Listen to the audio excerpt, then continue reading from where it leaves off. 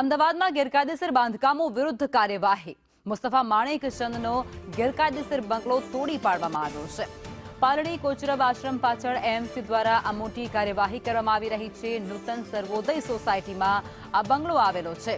અશાંત ધારા મુદ્દે અગાઉ ધારાસભ્ય દ્વારા પત્ર પણ લખવામાં આવ્યો હતો. ધારાસભ્ય અમિત શાહે પત્ર લખતાની સાથે જ વિવાદ પણ એ સમયે સામે આવ્યો હતો અને હવે એએમસી દ્વારા આ કાર્યવાહી હાથ ધરવામાં આવી છે, જેમાં વિવાદિત બંગલા પર એએમસીનું બુલડોઝર ફરી વળ્યું.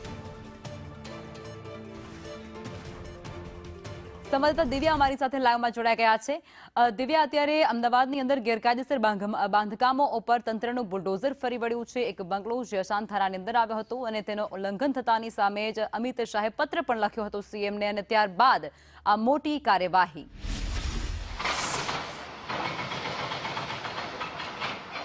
લખમાં અત્યાર સુધીમાં જે ડિમોલેશનને લઈને જે ગેરકાયદેસર બાંધકામો આવ્યા છે તે તંત્ર દ્વારા કામગીરી કરવામાં આવે છે, ત્યારે અમદાવાદમાં પાલડી વિસ્તારમાં સ્થાનિક ધારાસભ્ય દ્વારા અશાંત ધારા મુદ્દે એક પત્ર લખવામાં આવ્યો હતો અને જે બાદ આ બંગલો છે તે વિવાદમાં આવ્યો હતો.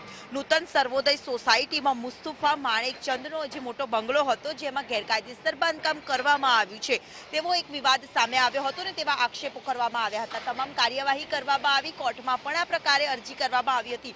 જો કે ગુજરાત હાઈકોર્ટ તરફથી પણ આ ગેરકાયદેસર બાંધકામ હટાવવા માટેની પરવાનગી આપી દેવામાં આવી હતી, જેના કારણે વહેલી સવારથી અમદાવાદ મ્યુનિસિપલ કોર્પોરેશને સ્થાનિક પોલીસના ચુસ્ત બંદોબસ્ત સાથે વિશાળકાય જે બંગલો કરોડોના ખર્ચે બનાવવામાં આવ્યો હતો તે ગેરકાયદેસર હોવાનું અને કેટલીક જે બાંધકામ હતું તે પણ અયોગ્ય અને બીયુ પરમિશન વિનાનું હોવાનું તમામ જે સામે આવ્યું હતું અને તે બંગલો અત્યારે તોડી પાડવાની કામગીરી છે તંત્ર દ્વારા વહેલી સવારથી હાથ ધરવામાં આવી છે. મહત્વનું છે કે કોચરબ આશ્રમ પાસે અશાંત ધારા મુદ્દે આ પત્ર છે તે લખવામાં આવ્યો હતો અને તેને લઈને છેલ્લા ઘણા સમયથી આ બંગલો તોડવાના ઈરાદાથી સાથે જ અનેક વખત તંત્ર દ્વારા અહીંયા પહોંચતા પણ હતા અને તોડવાની કાર્યવાહી પણ કરવામાં આવી હતી. સતત કાયદાકીય લડત હોવાના કારણે અત્યાર સુધીમાં બંગલો તોડવાની કામગીરી કરવામાં નહોતી આવી, પરંતુ હવે જે પ્રકારે કાયદાકીય લડત બાદ હવે તંત્ર દ્વારા પોલીસના ચુસ્ત બંદોબસ્ત સાથે આ કરોડોનો જે બંગલો જે ગેરકાયદેસર હોવાનું સામે આવ્યું હતું અને તેને તોડી પાડવાની કામગીરી છે